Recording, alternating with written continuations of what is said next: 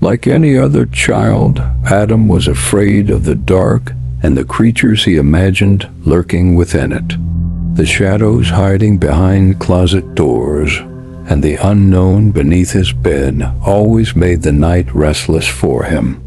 That's why he never closed his bedroom door before bed and could only fall asleep to the calming voice of his mother, Anna, as she told him bedtime stories. That evening began just like any other. Adam said softly, "Mom, I'm sleepy." It was his way of saying, "Don't leave me alone." Anna smiled warmly, took his hand, and walked him to his room. As Adam was putting on his pajamas, the sharp ring of the phone suddenly broke the silence of the house. "I'll be right back, sweetheart," Anna said as she left the room. The sound of her footsteps echoed down the hallway and faded away, leaving Adam alone.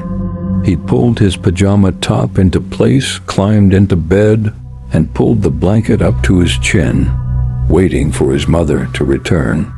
When Anna answered the phone, all she heard was a series of intermittent crackles.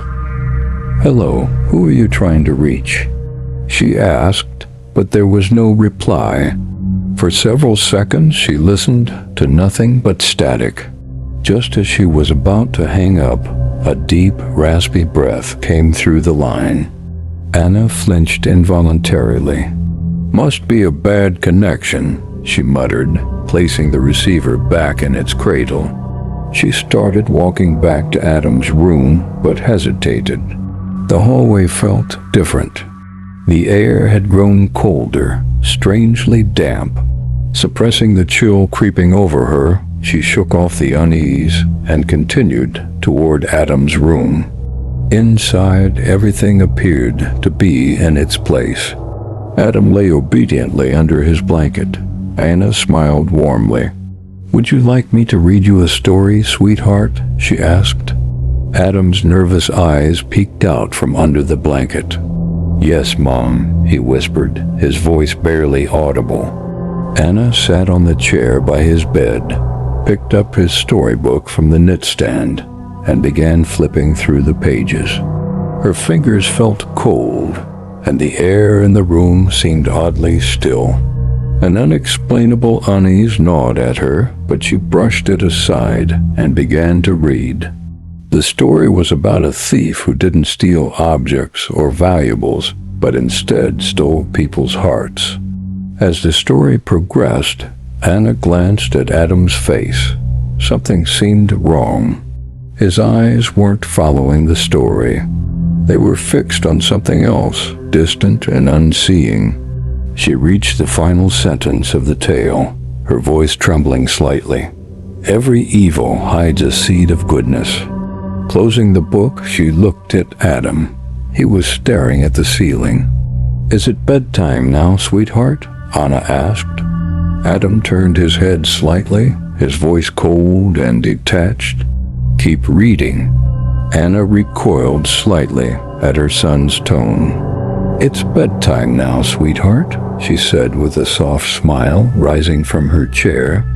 "Let's check under your bed to make sure there's nothing there," she added, kneeling down. Just as she was about to bend forward, Adam spoke again, his voice sharper and more unfamiliar this time. "Keep reading." Anna froze. Something was wrong with Adam's voice. Without realizing it, her gaze drifted to his face.